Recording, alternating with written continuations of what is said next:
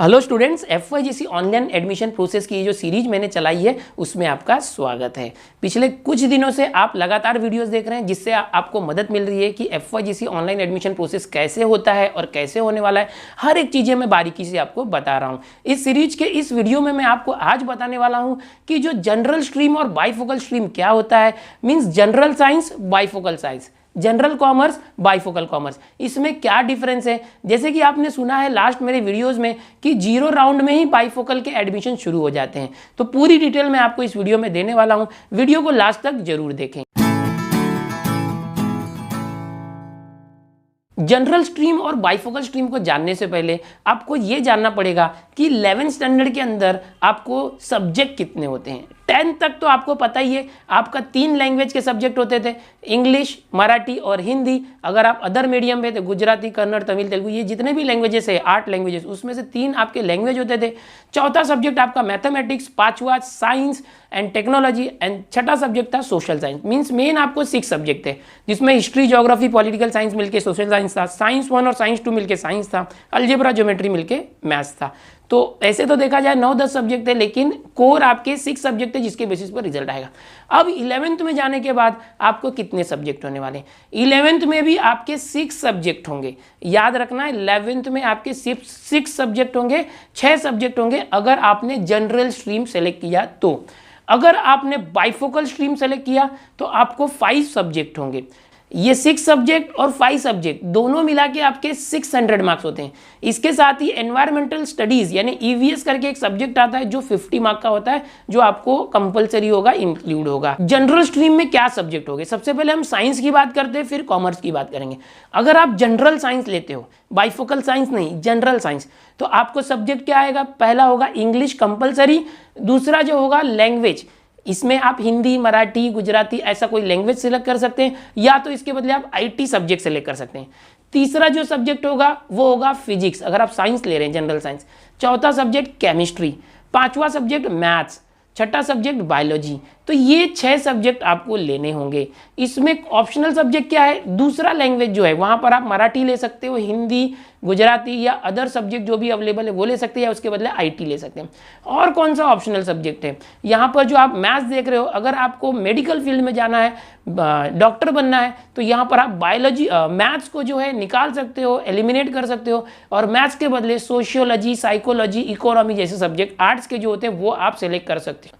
अगर आप इंजीनियरिंग में जाना चाहते हो तो वहां पर बायोलॉजी सब्जेक्ट की जरूरत नहीं होती, तो यहां पर जो लास्ट वाला बायोलॉजी का सब्जेक्ट है उसको आप IT से रिप्लेस कर सकते हो। तो इस तरह से ये जो मेन 6 सब्जेक्ट है, जिसमें मैंने बताया कि आप मैथ्स को रिप्लेस कर सकते हो या बायोलॉजी को भी रिप्लेस कर सकते हो, जो लैंग्वेज है सेकंड उसको भी रिप्लेस कर सकते हो। ये 6 सब्जेक्ट आपको पढ़ने हैं। हर एक सब्जेक्ट 100 मार्क का होने वाला है, ठीक है। इसमें और एक सब्जेक्ट आपको स्टडी करना होगा, एनवायरमेंटल स्टडीज। इसके अलावा वो सारे स्टूडेंट्स को होता है, आर्ट्स, कॉमर्स, साइंस, कोई भी स्ट्रीम में, वो 50 मार्क की एग्जाम होती है। तो ये हो गया जनरल साइंस। अब यहां देखो बाइफोकल। बाइफोकल में क्या होगा, एकदम ध्यान से देखना। पहला सब्जेक्ट जो मैंने यहां पर बताया था इंग्लिश, ये तो रहेगा। दूसरा सब्जेक्ट जो है वो गायब हो जाएगा, लैंग्वेज नहीं होगा, ठीक है। तीसरा सब्जेक्ट होगा फिजिक्स। अब ये दूसरा हो गया फिजिक्स, लैंग्वेज हटा दिया। पहला इंग्लिश, दूसरा फिजिक्स, तीसरा केमिस्ट्री एंड चौथा मैथ्स। फिर से सुनो, इंग्लिश, फिजिक्स, केमिस्ट्री, मैथ्स, ये 4 सब्जेक्ट रहेंगे। अब बच गया क्या?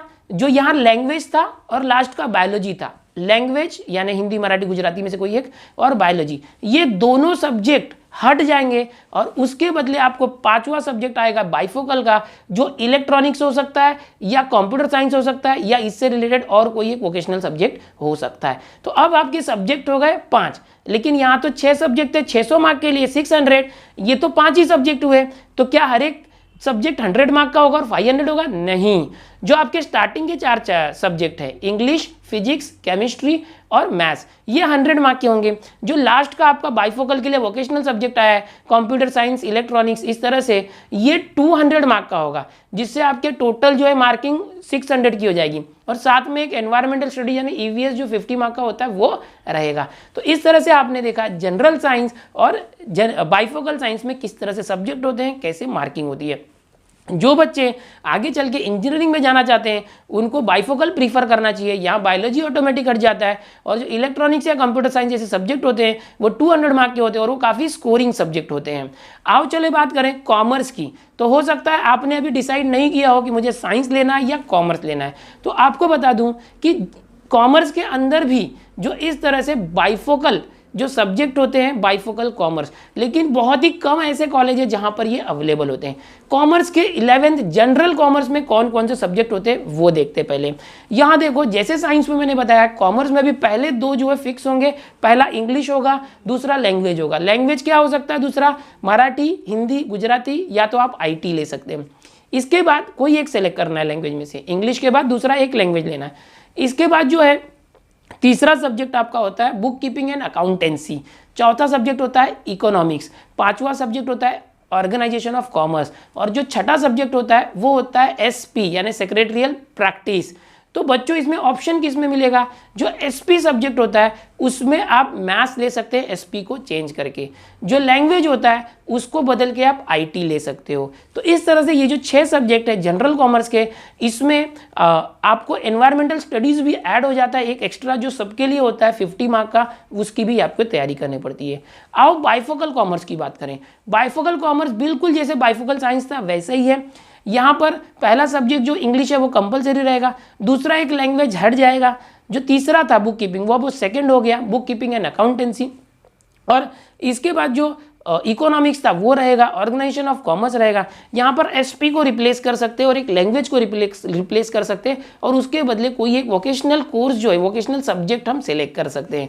तो ये हो गए 5 सब्जेक्ट, और आप जो वोकेशनल सब्जेक्ट लोगे कॉमर्स के लिए जो भी अवेलेबल होगा उस कॉलेज में, तो वो 200 मार्क का होगा।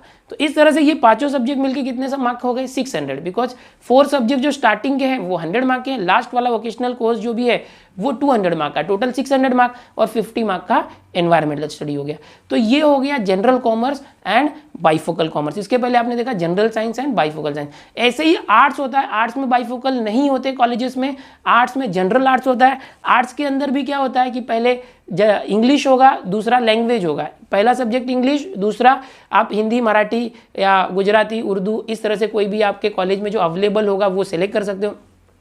इसके बाद बहुत सारे ऑप्शनल सब्जेक्ट होते हैं, जैसे एक इकोनॉमिक्स जो कॉमर्स को था वो भी होता है, हिस्ट्री होता है, ज्योग्राफी होता है, साइकोलॉजी होता है, सोशियोलॉजी होता है, फिलोसफी होता है। तो ऐसे बहुत सारे सब्जेक्ट होते हैं, उसमें आपको ऑप्शन मिलता है। ओके, तो और साथ में मैथमेटिक्स भी होता है। वो मैथमेटिक्स कौन सा होगा? जो साइंस वालों को मैथ्स है वही मैथ्स आर्ट्स वालों को होता है। कॉमर्स का मैथ्स लेवल थोड़ा इजी होता है, जो बच्चे मैंने बताया जनरल कॉमर्स के अंदर SP के बदले मैथ्स लेते हैं, ओके, तो उनका मैथ्स थोड़ा इजी लेवल होता है। स्टैटिस्टिक्स से रिलेटेड एक पार्ट होता है, और एक पार्ट जो साइंस वालों से सिमिलर होता है, बट चैप्टर के नाम सेम होते हैं, कंटेंट थोड़े इजी लेवल होते हैं। साइंस वालों को थोड़ा हाई लेवल कंटेंट होता है, ओके।